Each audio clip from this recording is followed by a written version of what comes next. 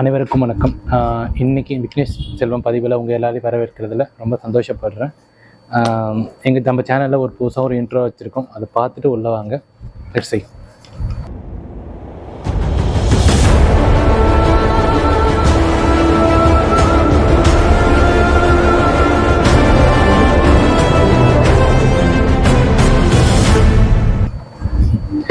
இன்றைக்கி நம்ம பார்க்க போகிற பதிவு இல்லை, இன்றைக்கி நம்ம பார்க்க போகிற டாபிக் என்னென்னா, அருவா, வெட்டுக்கம்பு, வேலு, ஈட்டி முதலிய ஆயுதங்களை வச்சுருக்கவங்களை பற்றி பார்க்க போகிறோம். என்ன ஆயுதம் வச்சுருக்கணும் பார்க்க போகிறோம், இது ரவுடியை பற்றி பார்க்க போகிறோம். இல்லை, இதை வச்சு குல முன்னோர்கள், இதை வச்சு நம்ம குலத்தை காத்துட்ருக்கு குலதெய்வங்களை பற்றி தான் பார்க்க போகிறோம். பொதுவாக இந்த பதிவுகளை போகிறதுக்கு முன்னாடி நான் அவங்ககிட்ட கேட்குற ஒரே விஷயம், குலதெய்வங்கள்லாம் யார், அவங்களே நம்ம வழிபடணும், அவங்க எப்படி உருவானாங்க, அவங்களுக்கு புராண இதிகாச கோட்பாடு ஏதாச்சும் இருக்கா, இல்லை வாழ்வின் சாராம்சத்துலேருந்து எடுக்கப்பட்டாங்களா என்ற கேள்வியை நான் முன்வைக்கிறேன். இதுக்கு பதில் தெரிஞ்சுக்கிட்டு நீங்கள் உள்ள வாங்க. முதல்ல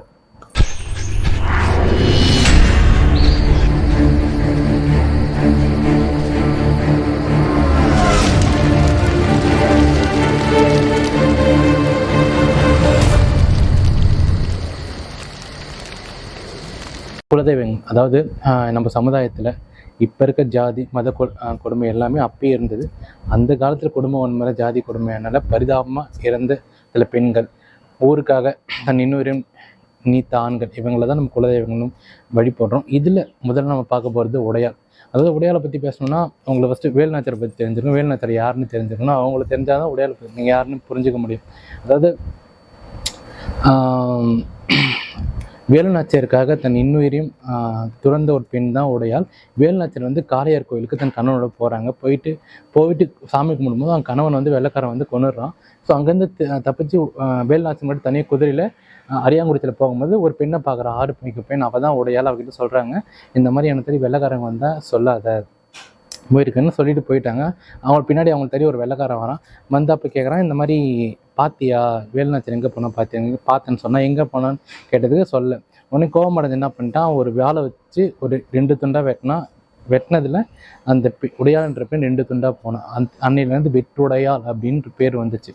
இன்றைக்குமே நீங்கள் கொல்லங்குடி காளியம்மன் கோயில் போனீங்கன்னா உடையாளுக்கு சிலையிட்டு நாணயம் வெட்டி படைக்கும் பழக்கம் இருக்குது. இப்போயும் நீங்கள் ஏதாச்சும் ஒரு தொழில் ரீதியாகவோ இல்லை ஒரு வணிக ரீதியாகவோ யாரோ உங்களுக்கு துரோகம் பண்ணிட்டாங்கன்னா அந்த கோயிலில் போய் நாணயம் வெட்டி வச்சானா உங்களை ஏமாத்தின தொழில் பாதிக்கும்ன்ற நம்பிக்கை இன்னும் இருக்குது. அப்பையிலேருந்து நடுக்கல் நற்ற வழக்கமும் இருந்தது. ஸோ இன்னொன்று, உடையாள் இறந்தப்போ தனக்காக ஒரு பெண் தன் இன்னொரையும் பொருட்படுத்தாமல் இறந்துட்டான்னு இருந்ததுனால தன் திருமங்கலத்தை காணிக்கையாக செலுத்தி நடுக்கல் வச்சு உடையாளை வணங்கினாங்கன்ற ஒரு பதிவும் அப்போலேருந்து நிலைமையில் இருந்துகிட்டு இருக்கு. இதில் மதுரை வீரன் 16ஆம் நூற்றாண்டில் மிகச்சிறந்த வீரன் தான் மதுரை வீரன். அதாவது திருச்சி ராஜகம்பளத்து நகரை சேர்ந்த பொம்மை நாயக்கர்ன்ற மகள் தான் கும்மி. இவங்க வயதுக்கு வராங்க. அப்போல்லாம் ஒரு பழக்கம் இருக்குது, எந்த பொண்ணு வயதுக்கு வந்தாலும் ஒரு காட்டில் போய் தனியாக 1 மாதம் இருக்கணும். அது துணையாக ஒரு ஆணோட போகலாம். ஆனால் அந்த ஆண் இவங்களுக்கு சொந்தக்காரனாக இருக்கக்கூடாது, ஒரு ஊர் காவலனாக இருக்கணும். அப்படி ஊர் காவலனாக இருந்தவங்க தான் மதுரை வீரன். பொம்மை நாயக்கர் மதுரை வீரன் அனுப்பி என் பெண்ணுக்கு காவலாறு அப்படின்னு சொல்கிறாங்க. இவனை போய் காவல் இருக்கான். அப்படி காவல் இருக்கும்போது ஆணுக்கும் பெண்ணுக்கும் காதல் வருது இயல்பு தானே. தனியாக இருந்தால் தலைவிக்கும் தலைவனுக்கும் காதல் வருது. இவங்க 2 பேருமே காதல் வைப்படுறாங்க. எங்கள் அப்பா ஒத்துக்க மாட்டாங்க தெரிஞ்சு மதுரை வீரன் அந்த கும்மியை கூட்டிகிட்டு வேற ஊருக்கு ஓடி போகிறாரு. அந்த ஓடி போன ஊர் தான் மதுரையை பாண்டிட்டு திருமலை நாயக்கர். மதுரையில் ஒரு பிரச்சனை வருது என்னன்னா, அப்போ இருந்த கல்வர்கள், அப்போ இருந்த சில விஷயங்களால அவங்க ஊர் மக்களுக்கு பெரிய பிரச்சனை வருது. ஊர் மக்களோட வரி பணத்தை கல்வர்கள் அநியாயம் பிடிக்கிட்டு போகிறாங்க அப்படின்னு ஒரு பிரச்சனை தெரிஞ்சதும் திருமலை நாயக்கர் மதுரை வீரன் துணையை நாட்டுறாரு. உடனே மதுரை வீரன் இந்த செய்தியை அறிஞ்சதும் இவன் அந்த ஊர் படை மதுரை படையை வச்சு இந்த கல்வர்கள் படையை அடித்து விரட்டுறான். காலப்போக்கில் இவனோட பெருமை தமிழ்நாடு ஃபுல்லாக பரவுது. காலப்போக்கில் அது செஞ்சதுக்கப்புறம் எதிரிகளால் பாவமாக கை கால் துண்டிக்கப்பட்டு துரோகத்தால் வீழ்த்தப்பட்டான் மதுரை வீரன். இன்னும் தென் மாவட்டங்களில் மதுரை, தேனி, புதுக்கோட்டை போன்ற மாவட்டங்கள் மதுரை வீரன் குலதெய்வம் கும்பிட்றாங்க. இன்னும் கல்லர் வீட்டு விசேஷம் என்று இன்னும் மதுரையில் சிறப்பாக நடந்துகிட்டு இருக்கு. கருப்புசாமியை பொறுத்த வரைக்கும் விளைநிலங்கள் காடு நிலங்களை பாதுகாக்கும் தெய்வம். அதுவும் யாராவது விளைநிலங்கள் காடுகளாக வச்சுருந்தாங்கன்னா சேவலை அறுத்து பலி கொடுத்தா அந்த கருப்பசாமி சிலைக்கு பலி கொடுத்தா அந்த விளைநிலங்கள் பாதுகாக்கப்படும் என்ற நம்பிக்கை பரவலாக இருந்துகிட்டு இருக்கு. இன்னும் 108 கருப்பசாமிகளும் 1008 கருப்பசாமிகள் இருக்கிறதா நாட்டறியின மக்கள் சொல்றாங்க. அது எந்த அளவுக்கு உண்மைன்னு தெரியல. அது புராண கோட்பாடு, இதிகாசங்கள் கோட்பாடாக இருந்தால் நம்ம எடுத்துக்க வேண்டியதில்லை. இதுவே வாழ்வின் சாராம்சங்கள்லேருந்து அவங்க சொன்னாங்கன்னா, வாழ்வியல்லேருந்து சொன்னாங்கன்னா நம்ம கண்டிப்பாக எடுத்துக்கிட்டு தான் ஆகணும். ஆனால் எனக்கு அது சரியாக உடன்பாடு இல்லை. மைட்பி உங்களுக்கு தெரிஞ்சால் கமெண்ட் செக்ஷன் சொல்லுங்கள். ஆனால் இன்னமுமே யாராச்சும் விளைநிலங்கள் அது நடுவில் கருப்பசாமி சிலையை வச்சு சேவலை பலி கொடுத்தா அந்த விளைநிலங்கள் பெருகும், ரெட்டிப்பாக பெருகும்ன்ற நம்பிக்கை இருக்குது. பேச்சியம்மாள் பொறுத்த வரைக்கும் அவள் வந்து எளிய பாமர மகள் பெண். அவள் வந்து என்னென்னா ஒரு ஏழ்மை குடும்பத்தை சேர்ந்தவள். ஒரு ஊரில் 2 சகோதரன் இருக்கான். சின்ன சகோதரன் வந்து பேச்சின்ற பெண் வந்து காதலிக்கிறான். ஸோ இந்த பொண்ணு வந்து காதலிக்குது. இப்படி காதலிக்கும் போது 2 பேருக்கு வந்து காதல் வைப்பட்டு என்ன பண்ணுறாங்க, ஒரு வீட்டு ஓடி போகிறாங்க. ஏன்னா அந்த ஆணோட அண்ணனும் அண்ணி யாரும் ஒத்துக்க மாட்டாங்கன்னு தெரிஞ்சு இந்த விஷயம் வந்து ஒரு விட்டு ஓடி போனது விஷயம் அவங்க அண்ணனுக்கு தெரிஞ்சிச்சு. உடனே அண்ணியை கூப்பிட்டு அவங்க எங்கே ஓடி போயிருக்காங்களோ அந்த இடத்துக்கு போனால் இவங்க அந்த ஊரில் போய் குடும்பம் நடத்திட்டு இருக்காங்க. எவ்வளோ கூட்டம் அவன் தம்பி வரமாட்டான்றதுனால கண் முன்னாடியே அவன் மனைவியான பேச்சியை, கர்ப்பமாக இருந்த பேச்சியை அடித்து கொண்டுடுறாங்க. கொன்னதும் தடுக்கு போன இவனையும் அடித்து கொண்டுடுறாங்க. அப்போ அந்த பகுதியில் இருந்த சமுதாய மக்கள் இப்படி ஒரு பெண்ணு வந்து இறந்து போயிட்டாலே இது வந்து ஊருக்கே ஒரு தீட்டாயிடும், ஊருக்கே ஒரு ஆபத்தாயிடும் சொல்லிட்டு பேச்சுக்கு ஒரு சிலையை நட்டு பேச்சி அம்மாள் என்ற குலதெய்வமா, ஊர் தெய்வமா இன்னும் வணங்குறாங்க. இன்னொன்று நான் வீடியோ ஆரம்பத்தில் ஒன்று சொன்னதை மறந்துட்டேன். குலதெய்வங்கள்ன்றது குலதெய்வம், வீட்டு தெய்வம், ஊர் தெய்வம் பல வகைப்படும். இதில் பேச்சுன்றது ஊர் தெய்வம், இந்த ஊர் காவல் தெய்வம் மாதிரி. இசக்கி அம்மாளை பொறுத்த வரைக்கும் அதே மாதிரி தான் குடும்ப வன்முறை, சாதிய கொடுமையால் தீண்டப்பட்டு அவளை வந்து ஒரு கணவனால் வந்து நிராகரிக்கப்பட்டா உடனே வந்து அந்த ஊர்கிட்ட போய் இந்த மாதிரி பஞ்சாயத்து சொல்கிறான். ஆனால் பஞ்சாயத்தில் யாரும் அவங்களுக்கு சரியாக கண்டுக்கல. இதனால மனசு ஒடிஞ்சப்பன்னு தற்கொலை பண்ணிக்கிறான்.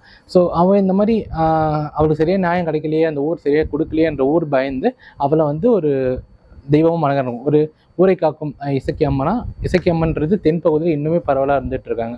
தீப்பாஞ்சி அம்மாள் பொறுத்த வரைக்கும் குடும்ப வன்முறை, சாதிய கொடுமை போன்ற பெண் அடிமத்தனம் போன்ற பல விஷயங்களால் தண்டிக்கப்பட்டு அவங்க வந்து என்னென்னா மனசு வருந்தி இனிமேல் நம்ம சமுதாயத்தில் வாழ முடியாது, இந்த சமுதாயம் நமக்கான சமுதாயம் இல்லைன்னு அவங்க நினச்சிக்கிட்டு தன்னைத்தானே எரிச்சிக்கிட்டாங்க. அதாவது தீப்பாஞ்சி அம்மாள். அவங்க இயற்பெயர் வந்து வரலாற்றில் நம்ம சரியாக கிடைக்கல. மேபி உங்களுக்கு இயற்பெயர் தெரிஞ்சால் எங்கிட்ட சொல்லுங்கள், கமெண்ட்ஸில் சொல்லுங்கள். ஆனால் தீப்பாஞ்சி அம்மனோட இயற்பெயர் வந்து யாருக்கும் சரியாக தெரியல. ஆனால் வந்து அவங்களுக்கு தன்னைத்தானே எரிச்சு கொண்டுக்கிட்டாங்கன்றதுனால தீப்பாஞ்சி அம்மாள் என்ற பேர் அவங்களுக்கு வந்தது. நல்லதங்காலை பொறுத்த வரைக்கும் அவங்களுக்கு 7 பசங்க.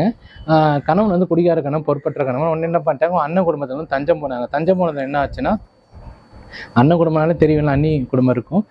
அண்ணி குடும்பம் தாங்க முடியாமல் 7 குழந்தைங்களும் கூட்டிக்கிட்டு விருதுநகர் மாவட்டத்தில் ஒரு பாழங்கிணறு இருக்குது. இப்போ அந்த கிணறு இருக்குது. அந்த கிணத்துல விழுந்து தற்கொலை பண்ணிக்கிட்டாங்க. ஆனால் வந்து இப்பயுமே நீங்கள் அந்த பகுதி மக்கள் பரவலாக இருக்க பகுதிகள் கேட்டிங்கன்னா அவங்க இறந்த கிணறு அங்கே இருக்குது, இங்கே இருக்குன்னு சொல்லுவாங்க.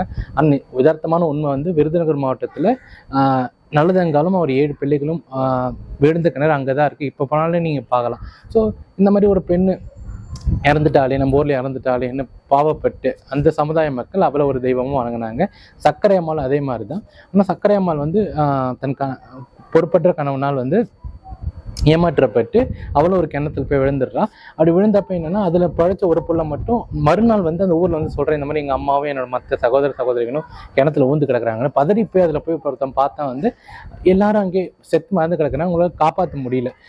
சரி, இந்த மாதிரி ஒரு பெண் இறந்துட்டாலே சொல்லி என்ன பண்ணிட்டாங்க, இப்படி அந்த கிணறு இப்போ மூடிட்டாங்க. மூடி அந்த கிணறையே ஆன்மீக கிணறாக மாற்றிட்டாங்க. இப்பயுமே நீங்கள் போனீங்கன்னா சர்க்கரை அம்மாள் இருந்த கிணறுன்னு சொல்லிட்டு வழிபடுறாங்க. ஆனால் சர்க்கரை அம்மாளோட கிணறு வந்து நமக்கு சரியாக வரலாற்றில் சரியாக தெரியல. ஆனால் நல்லதங்காலை பொறுத்தவரைக்கும் விருதுநகர் மாவட்டத்தில் இன்னும் அவங்க கிணறு இருக்குது. நீங்கள் போனால் இன்னும் பார்க்கலாம், இன்னும் அது வழிபட்டு வரலாம். 1969 கம்பம் என்ற ஒரு சிறு கிராமத்தில் தனம் என்ற சிறுமி இருக்கு. அவள் வந்து சாலையில் விளையாடி இருப்பா. அப்போல்லாம் சின்ன பசங்க ரோட்டில் விளையாடுவாங்கல்ல. அப்போ ஒரு மிகப்பெரிய சாலை விபத்தில் துடிதுடிச்சு இறந்து போடுறா. மக்கள் எல்லாரும் பார்த்துட்டு இருக்காங்க. ஒருத்தவங்களால காப்பாற்ற முடியும். ஏன்னா ஸ்பாட் பிக் ஆக்சிடென்ட் இருக்கிறதுனால கண் முன்னாடி இறந்து போகிறா. இறந்து போனதுக்கப்புறம் வந்து அவளை யாரும் காப்பாற்ற முடியல. ஸோ இப்படி ஒரு பொண்ணு இறந்துட்டாலே சொல்லிட்டு அந்த இறந்த பக்கத்துலேயே ஒரு வேப்பமரம் இருந்தது. அது கீழே ஒரு 4 கல் லைனாக நீட்டி தன அம்மாள் சொல்லிட்டு இன்னும் அந்த பகுதி மக்கள் வணங்கிட்டு இருக்காங்க.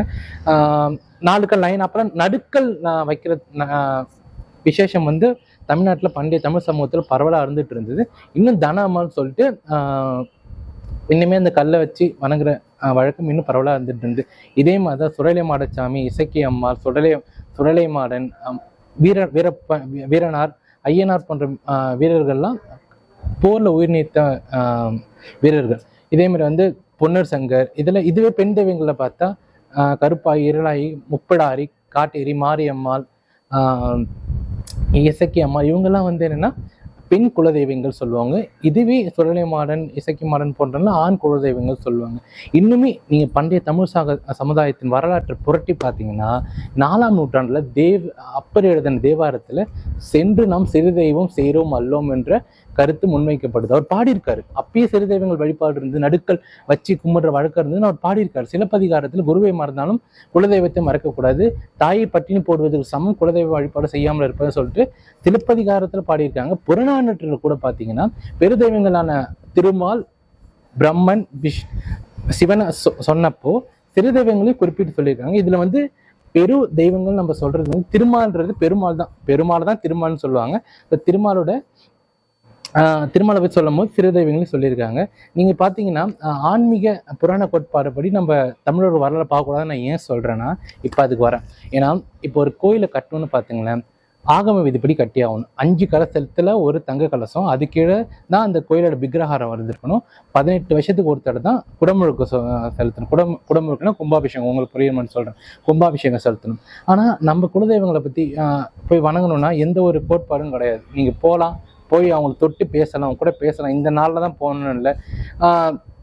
அசைவ உணவுகளை செஞ்சு வைக்கலாம். குலதெய்வங்களை எல்லா விதமான உணவுகளையும் ஏற்றுப்பாங்க. நம்மோடு இருந்தவங்க, நம்ம கூட இருந்து நல்லவங்க, மிக நல்லவங்க, மிக மிக நல்லவங்க, அதுக்கு மேலே போயிடுச்சுன்னா தெய்வம். ஊரை காத்த நபர்கள், ஊரை காத்த மாமனிதர்கள் தான் பிற்காலத்தில் தெய்வங்களா மாறி போனாங்க. ஆனா இதுவே புராண கோட்பாடு உள்ள வந்ததுக்கு அப்புறம் பெருந்தெய்வங்கள் சொல்றோம்ல, நம்ம சிவன், விஷ்ணு, பிரம்மன், அவங்களாம் உள்ள வந்ததுக்கு அப்புறம் அவங்களோட காவலர்கள் தான் சிறு தெய்வங்கள் சொல்லிட்டு ஒரு புராண கட்டுக்கதை உருவாச்சு. இப்போ வந்து 502 மனைவிகளும் தேவதூதர்கள், அதாவது இந்திரலோகத்தில் இருக்கும் 2 அழகியல்னு ஒரு கதையை உருவாக்குனாங்க. அது வந்து முற்றும் வதந்தி. ஏன்னா நம்ம குலதெய்வங்கள் எல்லாருமே நம்ம கூட வாழ்ந்தவங்க. அவங்களுக்கு வந்து எந்த ஒரு மந்திர சக்தி எதுவுமே இல்லை. இப்போ வந்து திடீர்னு வானத்தை வந்து குதிக்கல, நம்ம கூட வாழ்ந்து நம்ம கூட எல்லாத்தையும் பரிமாறி நம்ம கூட நம்ம முன்னோர்கள் கூட இறந்து போன நபர்கள் மாமனிதர்களாக இறந்து போனதுனால நம்ம தெய்வங்களாக கும்பிடுறோம். ஸோ இந்த பதிவு மூலிமா நான் உங்ககிட்ட கேட்கறது ஒரே விஷயம்தான். எப்பயும் சரி அப்பயும் சரி இந்த குடும்ப வன்முறை, சாதிய குடும்பம் எல்லாமே நடந்துட்டு தான் இருக்கு. ஆனா அப்ப இருக்க மக்கள் வந்து அந்த கொடுமையான இறந்து போன மனிதர்களை போற்றுனாங்க. இப்பயும் எல்லாருக்கும் சம நீதி கிடைக்குதா, இல்லை எல்லாரையும் நம்ம சம தட்டில் வச்சிருக்கோம் என்று யோசிச்சு சிந்தித்து பாருங்க. இப்போ வந்து ஒரு இசக்கி அம்மாள், ஒரு சக்கரை அம்மாள், இல்லை ஒரு வந்து நல்லதங்காலோட முடிய போதா, இல்லை லட்சக்கணக்கு ஆயிரக்கணக்கான நல்லதங்கால், இசக்கி மாடன், தொழிலை மாடன், இந்த மாதிரி தெய்வங்களாம் மாற போறாங்களா? இந்த கேள்வியை மட்டும் உங்களை முன்வைக்கிறேன். அண்ட் இந்த பதிவு பிடிச்சிருந்துன்னா நீங்கள் என்ன பண்ணுவீங்க. இந்த பதிவு உங்களுக்கு பிடிக்கலைன்னா நான் எதை மாற்றணும்னு சொல்லுங்க, நான் சேஞ்ச் பண்ணிட்டு இன்னும் ஆகச்சிறந்த பதிவை தரேன். அது வரைக்கும் உங்ககிட்ட இருந்து விடைபெறுவது விக்னேஷ் செல்வம். பாய் பாய்.